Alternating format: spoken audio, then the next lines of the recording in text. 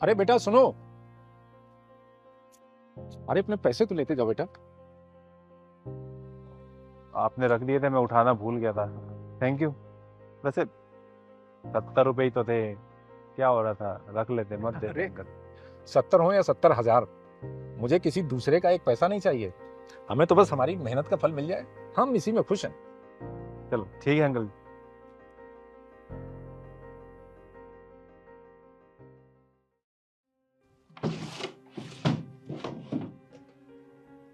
और संजू, मेरा पर्स नहीं मिल रहा है। लग रहा है जब चाय पीने गए थे ना तो उधर ही रह गया पैसे देते हुए।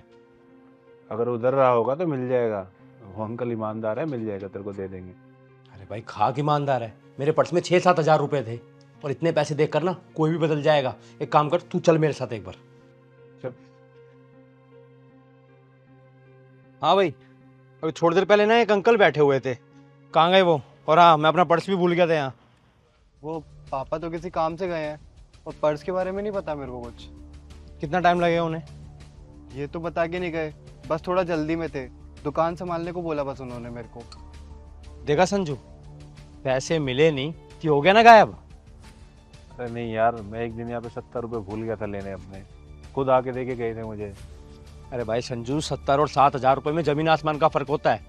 पर ईमानदारी ना ज्यादा पैसों में देखी जाती है, ये 100-150 रुपए में ईमानदारी नहीं देखी जाती। हाँ, सच सच बता दे कहाँ गया तेरा बाप, बाकी मैं पुलिस को तो फोन कर ही रहा हूँ। 1 मिनट लगी ताम झाम बंद करवाने में, समझ में आ गई? नहीं साहब, पुलिस को मत बुलाना, हमने कुछ भी नहीं किया है। और जब पुलिस आएगी सब पता चल जाएगा तेरे को। साहब आप यहाँ? लो, आ गए चोर। देखा संजू, इसी के हाथ में ना पर्स, चोर कहीं का। ओ बुड्ढे, तुझे शर्म नहीं आती? इतने टाइम से तेरे पास यहाँ चाय पीने आ रहे और तूने मेरा ही पर्स चुरा लिया यार। चोर और मैं? अरे नहीं नहीं साहब, आप गलत समझ रहे हो। ओहो, मैं गलत समझ रहा हूँ? तेरे हाथ में मेरा पर्स है, उल्टा मुझे गलत साबित कर रहा है। इधर दे पर्स, चोर कहीं का। यार पैसे तो पूरे हैं। मैंने इसे चोरी नहीं किया था साहब, आप ही यहाँ भूल गए थे। और आपके जाने के बाद मैंने देखा कि पर्स यहाँ रखा हुआ है और इसमें बहुत सारे पैसे हैं, तो मैं तो पर्स लेके भागा भागा आपके ऑफिस गया। वहाँ मालूम हुआ कि आप मेरी दुकान पे आए हुए हो, तो मैं लौट के यहाँ गया बस, और आप मुझे ही चोर समझने लगे। माफ करना अंकल, मुझे लगा कि आपने मेरा पर्स चुरा लिया। उसमें पैसे भी तो इतने सारे थे ना, मुझे लगा कहीं आपके मन में लालच ना आ गया हो। गलती हो गई मुझसे, माफ कर देना। बेटा लालच में पैसे कम या ज्यादा होने से कोई फर्क नहीं पड़ता। लालच चाहे 1 रुपए का हो या 1 लाख का, लालच लालच होता है। और मैंने ना अपनी जिंदगी में ना तो कभी बेईमानी का खाया है और ना कभी खाऊंगा। अपनी जिंदगी को पूरी ईमानदारी से जीता चला आया हूं और आगे भी ऐसे ही जीता रहूंगा। पर ये आपकी गलती नहीं है। ये जो समाज है ना साहब, ये हम जैसों को हमेशा चोर और बेईमानी समझता है, और उसका कारण भी है क्योंकि हम गरीब हैं। दुनिया में हमेशा से गरीबों को ही चोर और बेईमान समझा जाता है। बस, कोई बात नहीं। Sorry uncle. सब चला रहा हूँ।